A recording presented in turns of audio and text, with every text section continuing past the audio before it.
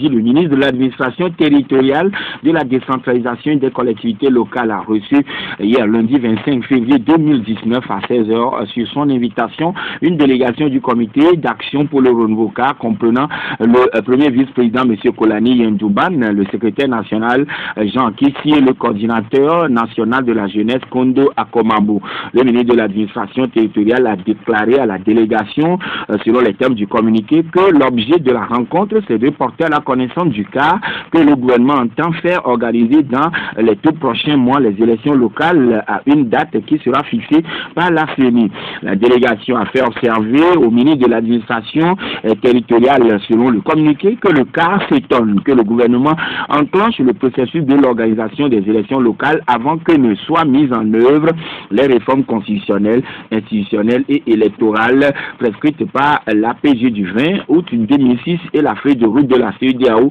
du 31 juillet 2018 en vue de sortir le pays de la crise politique et socio-économique qu'il traverse depuis des années. La délégation a ensuite rappelé au ministre, toujours selon les propos, disons les termes du communiqué, que conformément aux prescriptions de l'APG et au regard des déclarations des acteurs politiques, tant du parti au pouvoir que de l'opposition, un consensus national est établi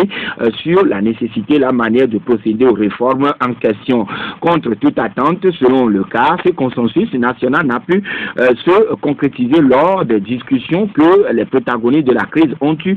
sous l'égide de la CEDEAO avant les élections législatives controversées du 20 décembre 2018. Selon le cas, le Premier ministre Selon Klasso a toutefois dans sa déclaration de politique générale du 25 janvier 2019 à l'Assemblée nationale rassuré les populations qu'il mettra tout en œuvre pour une adoption rapide des réformes politiques, sans doute pour les mettre à l'abri de la nouvelle surprise que le ministre de l'administration est en train de créer alors que le consensus sur la nécessité de procéder aux réformes demeure acquis et qu'il est par ailleurs entendu qu'aucun des deux bords politiques n'a envie de relancer une polémique sans intérêt sur la responsabilité du retard de la mise en œuvre des réformes en suspens. C'est pourquoi le comité d'action pour le renouveau CAR,